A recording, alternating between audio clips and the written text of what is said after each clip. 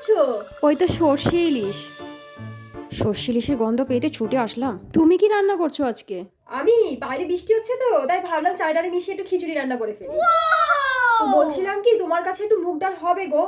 খিচুড়ি রান্না করতে গিয়ে দেখলাম কি মুগ ডালটা না একদম কম রয়েছে। হ্যাঁ, তুমি একটু দাঁড়াও, আমি এনে দিচ্ছি। হ্যাঁ হ্যাঁ হ্যাঁ দাও। আর ভাবছিলাম একটু গোবিন্দভোগ চালও নিয়ে নেবো, তোমার কাছে আছে? না না, আমাকে সেই মোড়ের মাথার দোকানটাতে যেতে হবে। না না, আমার কাছে আছে, আমি দিচ্ছি। মনে আবার সর্ষে ইলিশ খেতে খুব ভালোবাসে। গোবিন্দভোগ চাল আর মুগ ডালটা যখন দিলে তো একটু আমাকে দুটো আলু দিয়ে দিও না গো। ঝুড়িতে দেখি আলুগুলো সব পচে গেছে, খিচুড়িতে দেওয়ার মতন একটাও ভালো আলু নেই। এ নাও তোমার চাল, ডাল, আলু। সর্ষের তেলে না খিচুড়িটা না আবার ভালো হয় না, একটু ঘি দিলে খিচুড়িটা ভালো হয়। তো তোমার কাছে একটু ঘি আছে গো?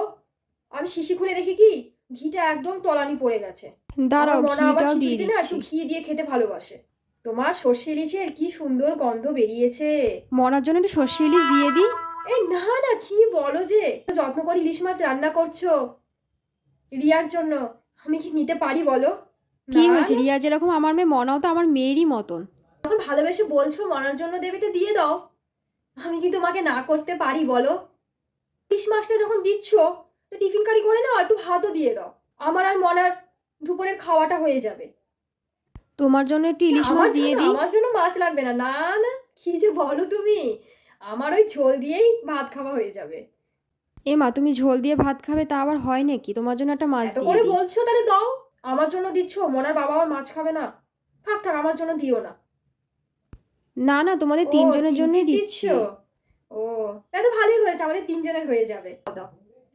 আসি রিয়ার মা, হ্যাঁ। ভালো আছে, দুপুরে খাওয়াটা আজকে ইলিশ মাছ দিয়ে হয়ে যাবে।